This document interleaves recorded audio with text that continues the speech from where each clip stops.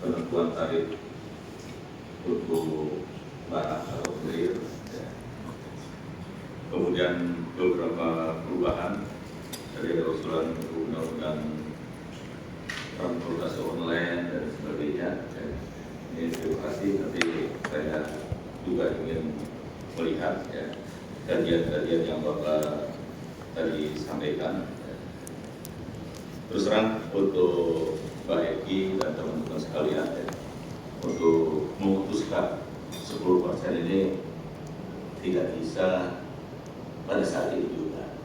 Ya. Ini kami bukan di luar, itu di luar kemampuan kami ya, untuk pemotongan 10% ini. Karena ini tadi dari awal kami sampaikan bahwa ini insya Allah kami akan kawal ini pembahasan ini. Ya. Pembahasan ini akan kawal, saya dicatat teman-teman untuk kita berdiskusi ya, bersama-sama untuk menentukan besaran tarif atau potongan ini. Karena dulu juga ini dari teman-teman dari Surabaya, dari Jawa Timur, ini juga hasil diskusi bersama. Keluarnya keputusan Menteri 1001 KP 667. KP 101 ya. Tapi dilanggar, Pak. Iya, itu. Jadi mungkin dengan diskusi kita nanti itu bisa dimasukkan terkait masalah sanksi dan sebagainya. Karena di KP itu terus terang kita dari regulatornya tidak bisa memberikan sanksi. Dan mungkin Bapak sebagai pelaku sejarah ya, dalam penyusunan PM maupun KP 101 ini tidak. Jadi ini jadi masalah kami juga. Mudah-mudahan nanti ke depan kita cari celah hukum ya. Terima kasih Mas ini yang dari tadi sudah membuat kajian. Ini setidaknya menjadi kajian kita untuk menentukan keputusan yang tepat dan bisa mengakomodir semua aspirasi. Ya. Untuk kurir sendiri ini juga akan kita jadikan pembahasan ya. Terima kasih ya untuk masalah kurir ini karena memang belum ada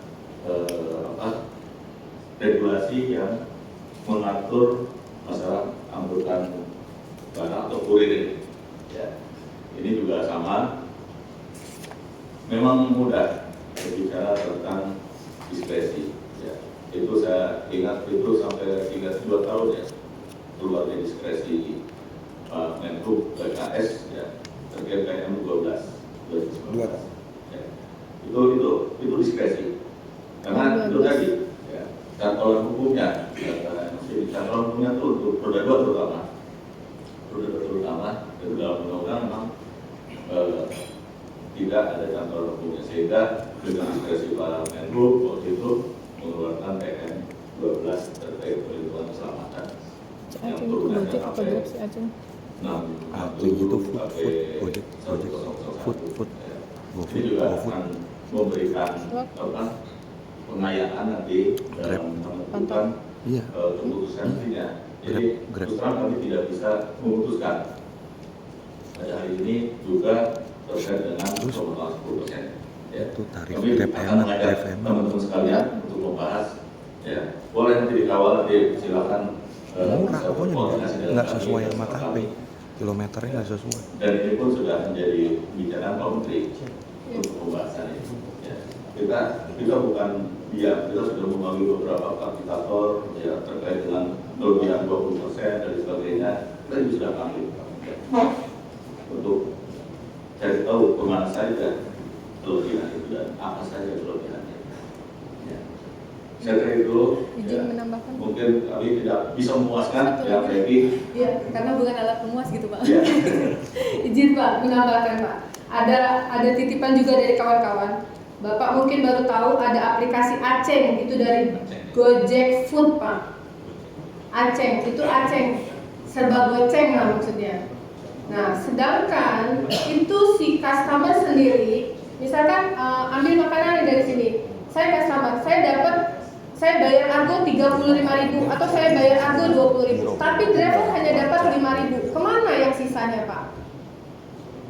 Itu sangat tidak manusiawi, itu sangat menjajah. Dan mau tidak mau karena kami butuh 5.000 Pak, satu order 5.000 dan itu slot. Dan ada lagi satu lagi dari Gojek dari Grab itu namanya slot. Jadi bidding slot. Dia pesan, dia bayar 30.000 itu untuk 10 order. Dengan satu order 3.000. Kalau dia oke, dia dapat order tuh 10. Kalau dia nggak masuk slot, dia ordernya kayak bidding gitu Pak. Jadi itu mohon bantu untuk menghapus aplikasi yang sangat tidak manusiawi dan menjajah sekali. 5.000 Pak, bensin perawatan mereka berapa? Kalau mau berbicara tarif lagi ya, perhitungannya kita udah pernah dulu FGD juga. Motor, perawatan motor berapa per bulan, oli harusnya berapa per kilometer, tapi kan mereka seenaknya menerapkan tarif.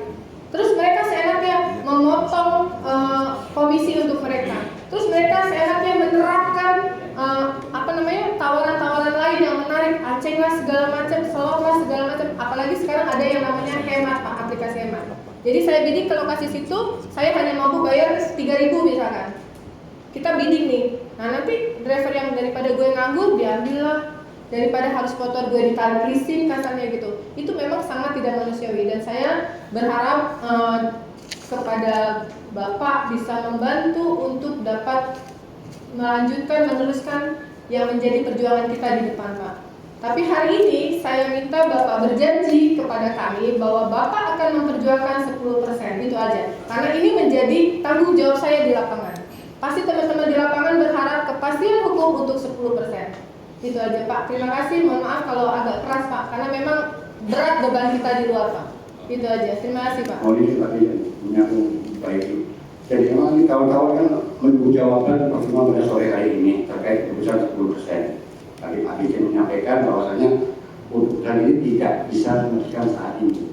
Kami butuh jawaban dari kira-kira berapa lama revisi KP tersebut yang menentukan aturan potongan aplikator 10% itu bisa terbit, supaya kami bisa menjelaskan kawan-kawan yang masih menunggu di sana bahwasanya Kementerian Perhubungan akan menentukan potongan 10% paling lambat 1 bulan.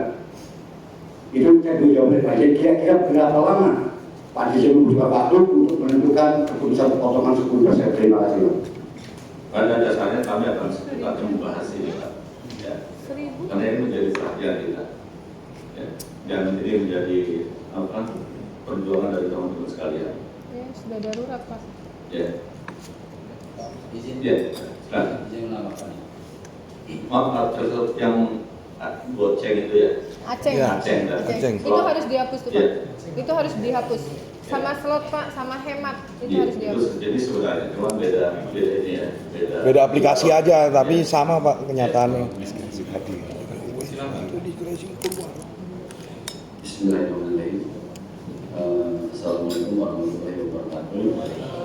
Dan selamat sore. Perkenalkan nama saya Einstein dari SPOI, Serikat Pengemudi Online Indonesia. Yang disampaikan teman-teman, saya hanya menambahkan saja. Kenapa terjadi demo? Karena gini Pak, ada peraturan menteri yang lalai. Dalam KP atau dalam M12 itu disebutkan revisi tarif itu per tahun akan direvisi. Sedangkan tarif yang beredar saat ini adalah tahun 2022. Berarti 3 tahun mangkir. Maka dari itu kita bersama teman-teman, ayo Kementerian Perhubungan berbuat dong. Itu peraturan dan KP Kementerian Perhubungan yang buat. Kok tidak dijalankan dengan baik? Ya, itu yang pertama. Terus yang kedua, dulu waktu saya terlibat dalam pembuatan PM12. Saya termasuk satu dari 10 orang yang ikut membuat PM12. Jadi di PM12 itu dulu tidak membedakan jenis layanan, tapi melihat jenis modalnya. Makanya dalam pasal untuk layanan angkutan dan barang itu sebenarnya ada dan diberlakukan satu tarif pada saat KP 348. Nah setelah berubah itu semua aturan. Akhirnya layanan food dan barang itu turun drop gitu. Maka dari itu ini barang tapi ya Bu, ya kenapa dari Kementerian Perhubungan kok lalai? Saya nggak tahu lalai atau gimana, saya kurang paham. Tapi apa yang jadi tuntutan teman-teman, semua berdasarkan real kenyataan di lapangan. Contoh misalnya yang tadi ada mbaknya bilang layanan Aceh, Eman, Solo, itu sudah jelas melanggar peraturan Menteri PM12-nya. Karena apa? Jarak tempuh minimal adalah 4 kilo. Tapi yang diberlakukan oleh pihak perusahaan itu kan 5.000 dengan jarak 2 kilo. Dari situ saja kita sudah melihat Menteri buat 4 kilo, perusahaan menerapkan 2 kilo. Nah, ini loh jadi salah. Apakah itu bisa masuk dalam tindakan pidana? Mungkin, gitu loh. Terus terkait apa potongan yang berlebih ya. Di peraturan menteri juga sudah ada bunyinya. Tapi pada saat mereka salah nih, perusahaan yang menerapkan nih, Nggak ada sanksi. siapa badan yang memberlakukan sanksi? Nggak ada perusahaan. Contoh kalau kayak kasus pidana, bapak polisi yang menjadi penegak hukumnya. Nah ini ada PM12, siapa penegak hukumnya? Nah itu ayo mari kita diskusikan sama-sama. Itu hal wajib. Jadi saat terkait perusahaan itu salah ataupun driver salah, Makan cakri. nah kita punya pengadilannya nih. Maka dari itu teman-teman juga ayo buatkan apa, saya nggak tahu bentuknya, entah itu badan, entah itu pengawas, entah apa segala macam, itu kita serahkan semua ke eksekutif gitu loh. Maka dari itu teman-teman juga satu hal lagi Pak, di lapangan ini kita butuh sebenarnya kapan sih garansi waktu Kementerian Perhubungan buat Kita minta revisi dia bikin dan kenyataan bahwa dia akan. karena apa? Saya menganggap 3 tahun ini lalai Kesimpulannya. gitu loh. Ayo janjikan kita berapa lama? 1 bulan, 2 bulan. PM12 itu dibuat ngedraft itu kita 3 bulan plus uji publik di beberapa daerah. Nah itu maka dari itu berapa lama nih? Yang saya minta berapa lama kira-kira Kementerian Perhubungan sanggup mewujudkan apa yang teman-teman aspirasikan? 1 bulan, 2 bulan. Jadi kita punya targeting. Oh, Kementerian Perhubungan 2 bulan, ya sudah. Kita ingatkan nanti 2 bulan di depan. Atau misalnya berapa gitu loh. Jangan berbicara klise Pak. Klise ini secepatnya, kita nggak tahu batasan secepatnya. Karena 3 tahun ditambah sudah mampir kan. Gitu. Secara inflasi naik per tahun, terus UMR naik per tahun. Nah 3 tahun ini kita nggak naik kan. BBM naik, ya maka dari itu sebenarnya kami minta deadline teman-teman berapa waktu yang dibutuhkan Kementerian Perhubungan untuk mewujudkan aspirasi teman-teman. Saya kira cukup. Terima kasih. Izin satu lagi. Assalamualaikum warahmatullahi wabarakatuh. Saya Widiantoro dari Forum Ojo Yogyakarta Utara yang berafiliasi dengan Forum Diskusi dan Korporasi Indonesia (FDOI), menguatkan apa yang disampaikan oleh teman-teman tadi baik dari yang terkait dengan potongan-potongan itu, kemudian terkait dengan regulasi. Kami hanya menegaskan bahwa kami juga menganggap sampai saat ini pemerintah itu lalai. Kami sebagai rakyat Indonesia, kami adalah Ojo yang sebagai rakyat Indonesia mempunyai hak yang sama dengan rakyat Indonesia yang lain, yaitu mendapatkan kesejahteraan dan perlindungan hukum yang sama. Nah dalam hal ini kami secara diskresi memang sudah dilindungi dengan PM12 tahun 2019 dan KP 667, kemudian ada lagi KP 101 tahun 2022. Akan tetapi dalam KP 667 dan KP 1001 itu kami sampaikan ada kelalaian yaitu terkait dengan regulasi pengantaran makanan dan barang. Karena di sana yang diatur harinya pengantaran penumpang. Padahal di regulasi di atasnya di PM 12 sudah disampaikan dari undang-undang dari undang-undang zaman Belanda sampai dengan sekarang di sana disebutkan bahwa kendaraan umum atau setiap transportasi online itu adalah bukan saja terkait dengan pengantaran penumpang saja, tapi ada barang maupun makanan. Jadi muaranya adalah diregulasi.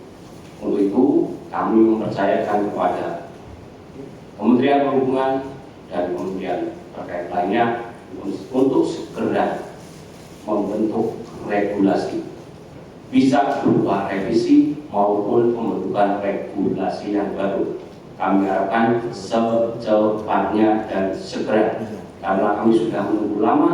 Kami tidak mau bersusah payah, berpanas-panasan di jalan seperti ini.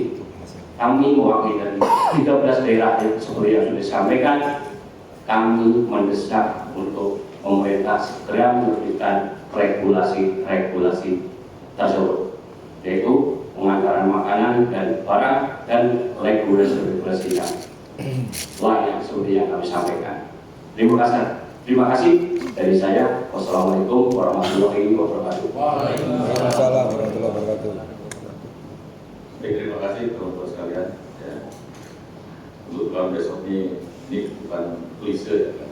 Karena saya juga di sini ya, belum banyak buka. Tapi insya Allah ya, besok kita akan diundang, termasuk kita dari regulator ya, dari Kementerian Perhubungan. Kita akan diundang dari Komisi 5 untuk nanti kami lapor ke Pak Menlu. Jadi nanti ya bisa memastikan 3 bulan, 5 bulan atau berapa hari ya. Terus sekarang kami ini harus melaporkan dulu ke Pak Menlu. Tapi insya Allah mudah-mudahan di bawah 1 tahun ya. Dulu pengalaman berapa lama tuh Pak? Nyusun untuk apa Pak? Kalau PM itu kan PM 12 tahun 2018 itu demonya sih sudah 2016, lalu aturannya keluarnya gitu ya. Artinya ini perlu waktu ya. 3 bulan Pak, misalnya. 3 bulan ya. Cuman kan peraturan besok saya cepat gitu Pak. Mudah-mudahan lebih cepat dan lebih baik. Insya Allah. Jadi besok mudah-mudahan Bapak-Bapak juga yang dari luar kota terutama masih bisa menghadiri undangan dari Komisi 5 ya, dari Pak Buat, sehingga bisa dipastikan waktu untuk penerimaan ini Ada. Saya kira itu yang bisa saya sampaikan. Terima kasih sekali lagi Pak Buat, terima kasih. Udah ada undangan yang keluar Pak, nama-namanya udah ada dari setiap itu udah ada. Ada undangan udah keluar. Iya, dari DPR Pak. Besok kan ada undangan dari komisi. FGD. Nanti di situ bisa ditagih minta berapa bulan. Bikin deadline. Siapa yang dimaksud? Belum tahu nanti Pak. Belum tahu itu Pak. FGD. Izin Pak, undangannya sudah keluar. Tapi belum tahu. Undangannya sudah keluar, saya belum lihat juga nih, ini udah keluar nanti coba nanti. Kalau itu. Nah, ya nanti tak ini ke Bapak. Nanti kalau pihak penuntut tidak diundang tidak sempurna sebenarnya. Ya, karena rekan-rekan yang menuntut aktor. Artinya apa? Di situ kesempatan rekan-rekan meminta bantuan DPR untuk memutuskan deadline berapa lama harus selesai. Khususnya yang revisi tadi yang harus segera dihilangkan dan bicara yang berapa persen tadi. Ya, saya nggak berani ngomong ini kan, tadi kita konten saya nggak mencampuri. Dan yang paling penting saya akan kawal rekan-rekan dalam segala macam interaksi selama rekan-rekan mematuhi peraturan yang ada. Itu. Ya. Terima kasih. Kalau misalkan ada peraturan baru, tolong dimasukkan peraturan untuk perlindungan terhadap driver, baik kecelakaan atau kejahatan lainnya. Karena kami tidak merasa dilindungi oleh aplikator. Jadi siapa yang bertanggung jawab? Iya. Tapi kan sama susah Pak. Misalkan kayak tadi saya bilang, ternyata yang kita bawa narkoba nih. Kita membawa narkoba, kita nggak tahu kalau Sudah dinyatakan waktu itu Pak di Universitas Bakri. gitu loh. Terus kita ditangkap, kita di penjara sendiri. Itu aplikator apa bantu kita? Enggak Pak, kita bertanggung sendiri. Padahal itu kita menjalankan tugas perintah dari aplikator. Jadi saya kepingin ada ketegasan. Kalau terjadi sesuatu hal terhadap driver atau mitra aplikator, siapa yang harus bertanggung jawab? Apakah driver itu sendiri atau aplikator? Dan hari ini saya masih tetap minta Bapak untuk dapat menegaskan bahwa Bapak akan memperjuangkan 10% karena itu nanti akan menjadi tanggung jawab kami di lapangan. Jadi kami Besok kita ketemu, menyampaikan penyampaiannya itu sama. Sampaikan ke teman-teman.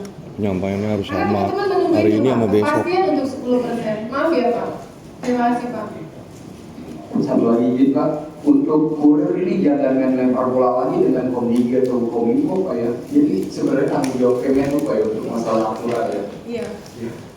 Jadi apa yang dilempar dulu Pak? Terima kasih. Jadi ini baru saya serap ya, terima kasih dari teman-teman sekalian.